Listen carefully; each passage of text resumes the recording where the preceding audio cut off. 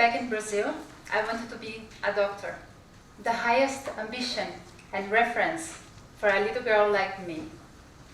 But I was constantly reminded that I could never be one. It is 1999. I'm an international student at one of the best universities in Latin America. I'm having the time of my life. I'm being told that if I do well, I will become a regular student, like the others. And I do well. But then, I'm informed I need to do an admission exam. While preparing for the exam, I remember how I failed to enter medical school back in Brazil. I know I will fail again. I have always failed admission exams. 2 weeks later, my fears are confirmed. I failed the exam. Over the next 30 days, I stand outside the dean's office, trying to find a way, until the academic secretary comes to me and say, "Why you are fighting so hard? You will fail anyway." Failure is constantly aligned to what people think about me.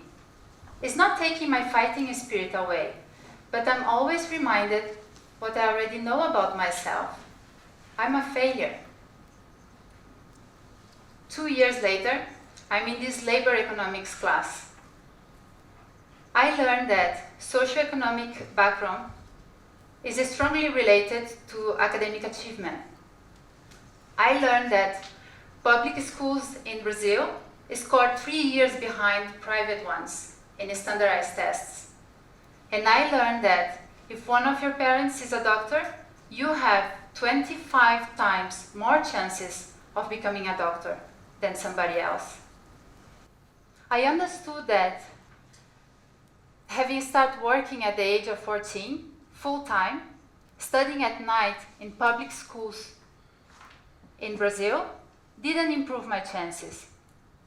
In other circumstances, I would have perhaps become not only the first doctor in my family, but the first college graduated.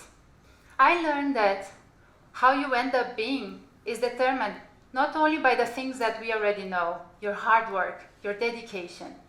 I had that. In fact, I felt I had even more of that than my peers.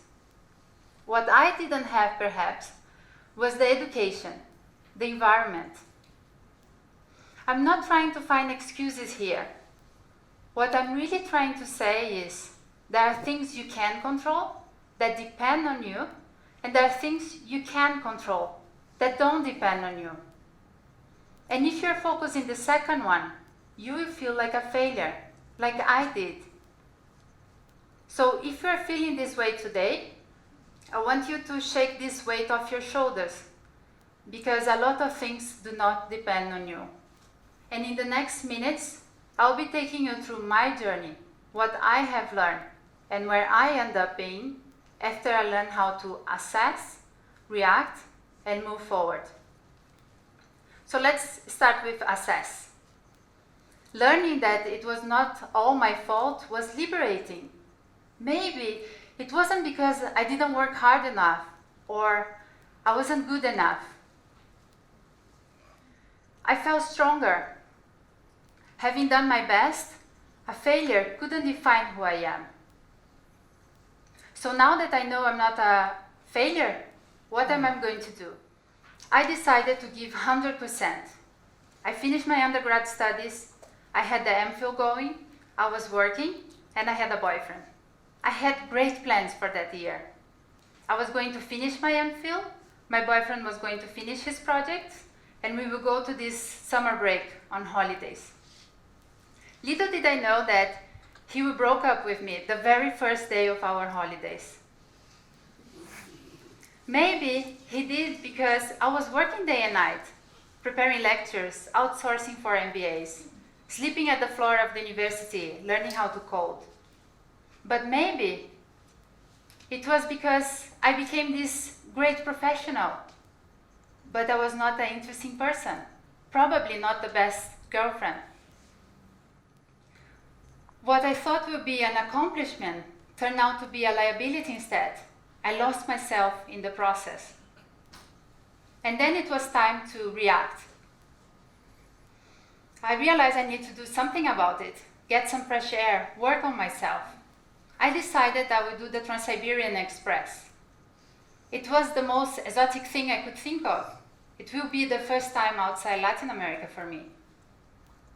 I went to see the travel agent, and she tells me, if you have $10,000, you can go in this around-the-road trip for a year. Okay. I left the agency and I bought this road map just to discover all these countries I was about to go. I had only 3 rules in my mind. I will stay 3 days in each city in order to discover as much as I could. I will always arrive in the morning to find a cheap place before night. And I will read at least 1 book per country. My morale was so high that I had only one concern at the beginning. If anything happens, I want my body to come back to Brazil. That's it. And with this sense of liberation, I started my journey. I had a fantastic year, as you might notice. I discovered all these new places, new people. I discovered religions that I never really heard of. I learned English. And after 4 continents and 15 countries, I became the person I thought I couldn't be. I understood what was not interesting about me. You see, many of us, we think that what makes us interesting is our degree, our job, our social status. But to me, what makes us interesting is our intelligence as a whole, intellectual, emotional, professional. It is how much we experience and how much we can share with others. It is how much we understand ourselves and how much we can understand others. And after this fantastic year, it was time to come back to Chile. I was at the top of the roll. It was Mother's Day. I called my mom. Happy Mother's Day. And my mom replies, too bad I cannot say the same to you. I'm 30 years old now. I'm single. I don't have kids. I don't even have a boyfriend. You see, in many parts of the world, this is not a big deal. But in Latin America, you have a problem. I started questioning myself and my decisions. I felt purposeless. I felt like a failure yet again. I'm single. I don't even have a boyfriend, as I mentioned. Maybe I will never even have a family. Maybe I need to put some boobs to become more attractive, freeze my eggs to gain some time, and then maybe this will be fulfilled later on. But then it was time to move forward. And I did that by tracing back my life. Back in Brazil, I grew up in not the most perfect environment, but I learned the power of work, the importance of education. I discovered entrepreneurship. I built my resilience. In my early years in Chile, I discovered my intellectual abilities. I had the guidance of people that opened my eyes to opportunities that I seize and I look forward to give back. I was heartbroken, but I had the courage to go and discover the world all by myself. It was now time to protect myself from pressures, social, professional. It was time to protect myself from looks, from prejudice of others. It was time to accept myself. And I realized that in every single step, I assess, I react, and I move forward. In different circumstances, with different people, and different perspectives. Did I fail? Yes. And I will continue failing. But is it about failing? Thanks to the people I met, thanks to the experience I had, and thanks to myself, I assess, I react, and I move forward.